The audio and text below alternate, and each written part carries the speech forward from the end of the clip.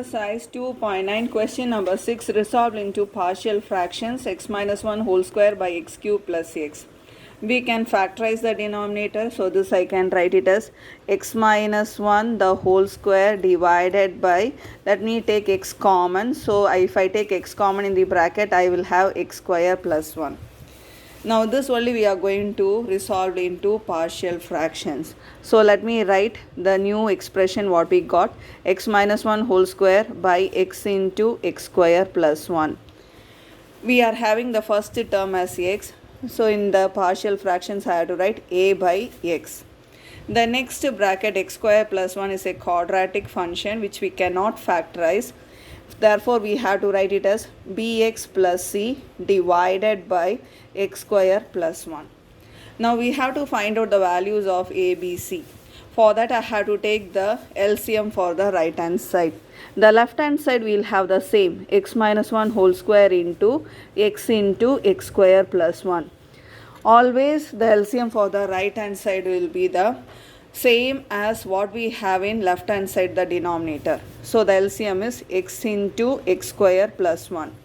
Under a already x is there, so a should be multiplied by x square plus 1. A into x square plus 1. This bx plus c, let me put it in a bracket.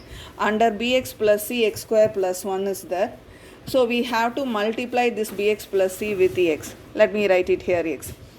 Let me just reduce the denominator on both the sides. Then what is remaining is x minus 1 whole square a into x square plus 1 plus bx plus c into x. Now put various values for x and let us find out the values of a, b, c.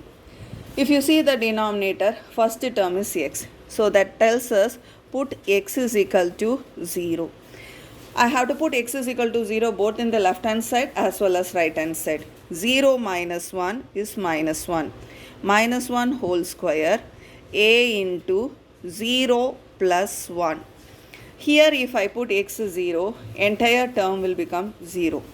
Minus 1 whole square is 1. 1 into a. We got the value of a. The value of a is 1. Now next what I am going to do is compare coefficient of x square. Compare coefficient of x square both in the left hand side as well as right hand side. If I expand x minus 1 whole square, I will get a x square term and the coefficient of x square term is 1. 1 equal to, here coefficient of x square will be a. So a, these two terms if I multiply bx into x, I get bx square. So the coefficient of x square will be b. We get an equation a plus b is equal to 1. I know the value of a, that is 1. Let me substitute it here. This 1 if I take to the other side, 1 minus 1 0. This gives me the value for b. The value of b is 0. Still I do not know what is the value of c.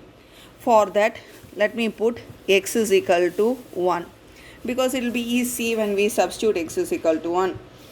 When I substitute here 1, we will have 1 minus 1 0 square, that is equal to 0. In right hand side, in each place wherever x is there I am going to substitute 1. 1 square 1 and this plus 1 also I have to write. Next, b into 1 b plus c. Instead of x if I put 1, we will be having 1. If I don't write it 1 also, no problem. 0 is equal to 1 plus 1 2. 2a plus b plus c. In this equation, let me substitute the value of a and b. 0 is equal to 2 into 1 2. b is 0. c we do not know.